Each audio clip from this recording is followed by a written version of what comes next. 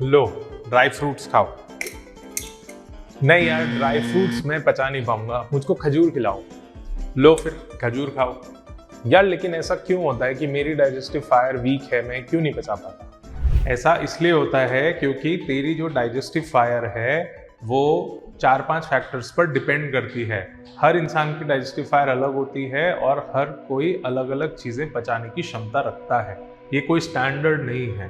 तो आपकी digestive fire depend करती है ये 5 फैक्टर्स पे, जो भी मैं आपको बताने वाला हूँ। तो सबसे पहला फैक्टर है कि आपने अपने बचपन में किस टाइप का खाना खाया है।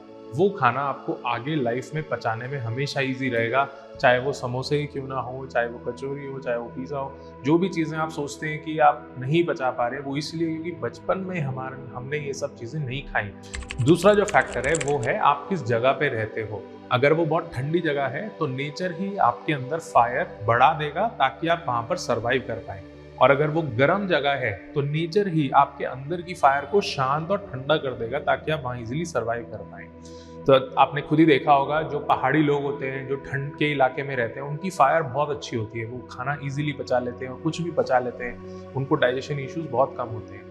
और जो लोग बहुत ट्रॉपिकल एरिया में रहते हैं, बहुत गर्मी में रहते हैं, उनको अक्सर देखा गया है कि डाइजेशन रिलेटेड इश्यूज होते हैं, तो उनको अपने खाने में थोड़ी कूलिंग चीजें करनी चाहिए। तीसरा फैक्टर है आपकी एज।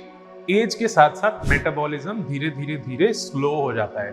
तो आप वो उम्मीद मत रखिए कि आप जो 18 साल 20 साल की एज में आप खा के पचाते थे, अभी भी आप वही कर लेंगे। आपको अपनी डाइट थोड़ी मॉडिफाई करनी चाहिए। चौथा फैक्टर है आपका डेली का रूटीन क्या रहता है। आप पूरे दिन में आपकी दिनचर्या क्या रहती है। अगर आप मेंटल वर्क ज्यादा करते हैं तो आपको कार्बोहाइड्रेट्स थोड़े कम खाने चाहिए, विटामिन मिनरल्स फैट्स अच्छे से खाने चाहिए।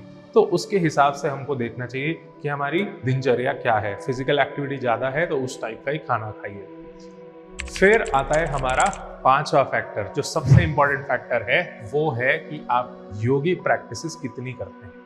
अगर आप बहुत अच्छे से योगा प्रैक्टिस करते हैं, सुबह शाम 1-1 घंटा देते हैं, तो आपकी डाइजेस्टिव फायर बहुत अच्छी हो जाएगी। चाहे चारों फैक्टर्स जो मर्जी हो, आपकी फायर बहुत अच्छी हो जाएगी।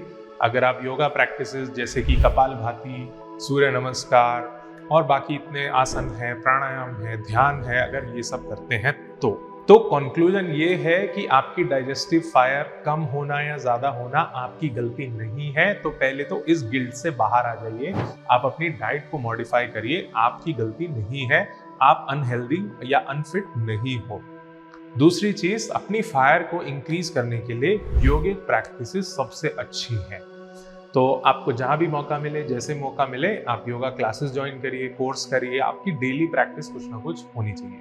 और अगर आप और न्यूट्रिशन के बारे में जानना चाहते हैं तो हमारा आयुर्वेदिक न्यूट्रिशन कोर्स है, आप उसमें एनरोल कर लीजिए। हम लोग आपको और न्यूट्रिशन का बहुत सारा नॉलेज देंगे, जिससे आप खुद भी अपनी लाइफ बेहतर बनाइए और दूसरों की भी बनाइए। अगर आपको और किसी टॉपिक पे ऐसी वीडियो चाहिए जिसमें हम डिटेल में और एप्लीकेशन बेस्ड वीडियो बनाएं, तो आप कमेंट करके हमें ज़रूर बताइए और हमें सब्सक्राइब करिए, वीडियो शेयर करिए और बेल आइकन दबाइए। Thank you.